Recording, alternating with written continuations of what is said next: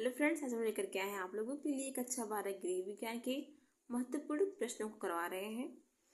तो ये हमारा जो क्वेश्चन है कि अपना स्वयं का कार्य जीवन कैसे सुधारा जा सकता है, इसको समझाइए।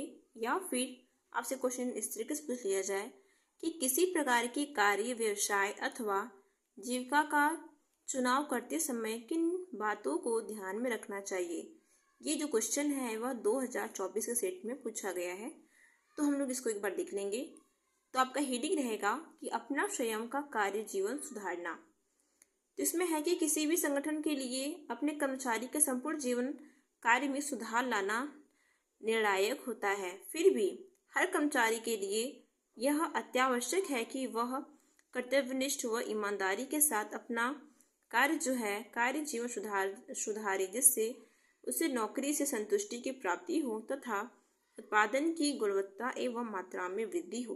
ये कहने का मतलब है कि अगर कोई भी व्यक्ति, अगर वो कोई भी कर्मचारी है, चाहे वो किस भी क्षेत्र में हो, तो वो अपने कार्य को बहुत ही कर्तव्यनिष्ठ और ईमानदारी के साथ उसे करना चाहिए, जिससे कि उसे उस नौकरी से क्या हो, संतुष्टि की प्राप्ति हो और उसके उत्पादन में गुणवत्ता का जो मात्रा है वो उसमें वृद्धि हो। किसी भी कर्मचारी के विचार में कार्य जीवन का संबंध केवल नौकरी से न होकर के इस बात से भी होता है कि वह अपने कार्य जीवन में कैसा अनुभव करता है। साथ ही यह भी आवश्यक है कि व्यक्ति अपने कार्य को ऊर्जा, आत्मसंतोष और अधिगम के स्रोत के रूप में भी देखे।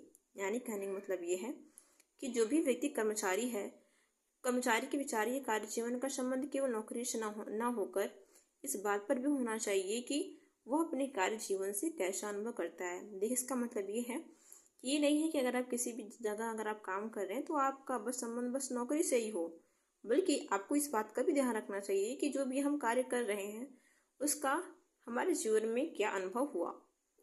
साथ ही यह भी आवश्यक है कि व्यक्ति अपने कार्य को ऊर्जा, आत्मसंतोष और अधिगम के स्रोत के रूप में भी देखे। अब बोला जा रहा है कि इस संदर्भ में कुछ सामान्य सुझाव भी दिए गए हैं। फर्स्ट है हमारा कि एक स्वस्थ व्यक्तिगत प्रवृत्ति विकास करें, कि अपने शरीर, मस्तिष्क तथा प्रवृत्तियों का ध्यान रखें। स्वस्थ जीवन शैली बनाए रखने के लिए पौष्टिक आहार लें, पर्याप्त और उचित व्यायाम करें और पर्याप्त नींद लें। इस प्रकार की जीवन शैली कार्यस्थल पर चुनौतीपूर्ण दबावों का सामना करने में सहायक होता है। देखिए, इसका मतलब ये था कि जब व्यक्ति स्वस्थ रहता है तो स्वस्थ रहने से और पौष्टिक भोजन लेने से, पर्याप्त नींद और उचित व्यायाम और साथ में अपने जब वो स्वास्थ्य का ध्यान रखेगा तो उसकी जो जीवन शैली पर या जहाँ पर काम कर रहा है तो जो कुछ भी चुनौतियाँ या फिर दबाव आएंगे उसका वो सामना करने में वो उसे सहायक रहेगा। अगला क्वेश्चन आता है क्या कि परानुभूतिशील और सहानुभूतिशील बने। सहकर्मी, अधीनस्थ कर्मियों और निरीक्षकों से पारस्परिक क्रिया अनिवार्य है और इसके लिए परानुभूतिक दृष्टिकोण की आवश्यकता होती है, जिसके फलस्वरूप आपको सकारात्मक परिणाम मिलेंगे। काम पर लगे सभी व्यक्तिगत, व्यावसायिक और मनोवैज्ञानिक दृष्टि से परस्पर निर्भरता का ध्यान रखें। सहकर्मियों, अधीनस्थों और निरीक्षकों तथा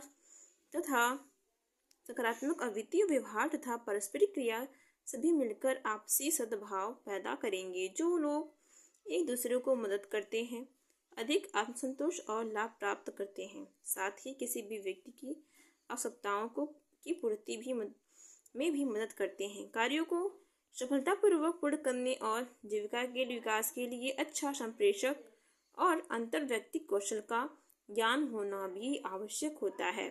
अगर आप कहीं भी कार्य कर रहे हैं तो आपको एक अच्छा संप्रेषण होना चाहिए, यानी कि आप जो कुछ भी बातें करना चाहते हैं किसी और से, दूसरे से, तो वो आपकी बातों को सही तरीके से समझ सके।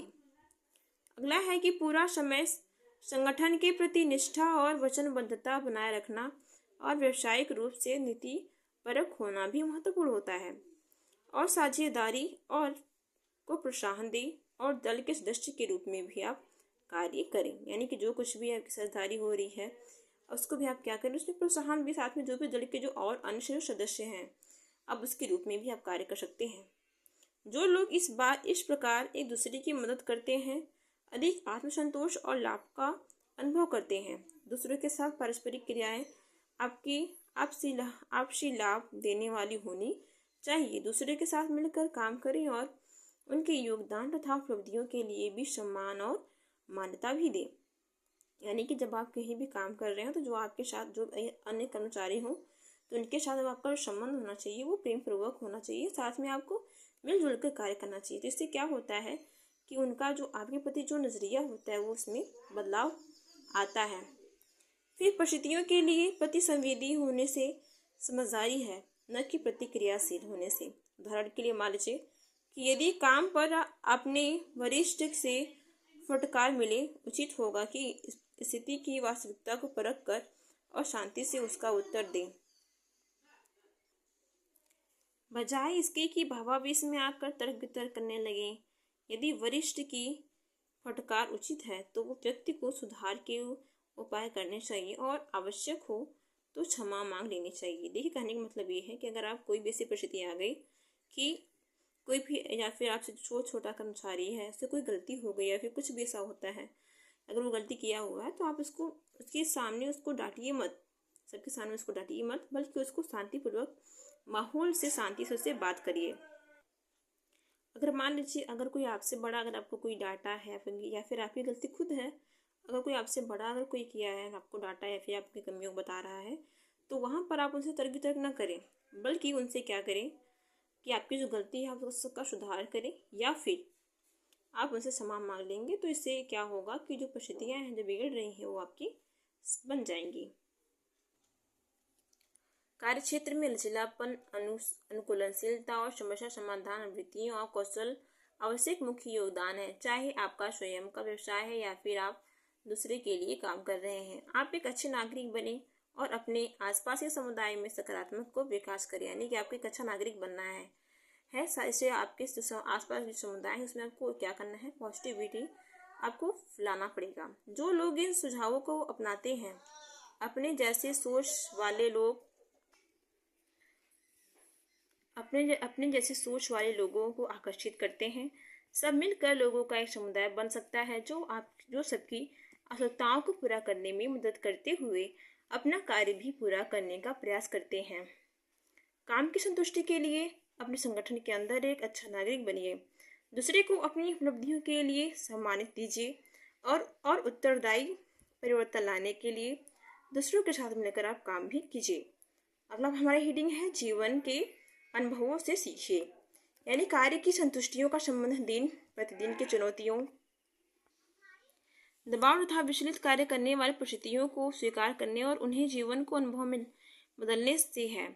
यह आपको विकास करने, एक बेहतर तथा अधिक आत्मसंतुष्टि वाला व्यक्ति एवं व्यावसायिक बनने में मदद करता है। जीवन और कार्य में यह संतुलन प्राप्त करना सरल नहीं है, परंतु सामाजिक और पर्यावरणीय परिवर्तनों के अनुरूप स्वयं को ढालने की क्षमता होनी आवश्यक है। किसी भी व्यवसाय में प्रमुख क्षमताएं आवश्यक कार्यस्थल कौशल उसकी मूलभूत आवश्यकताएं हैं।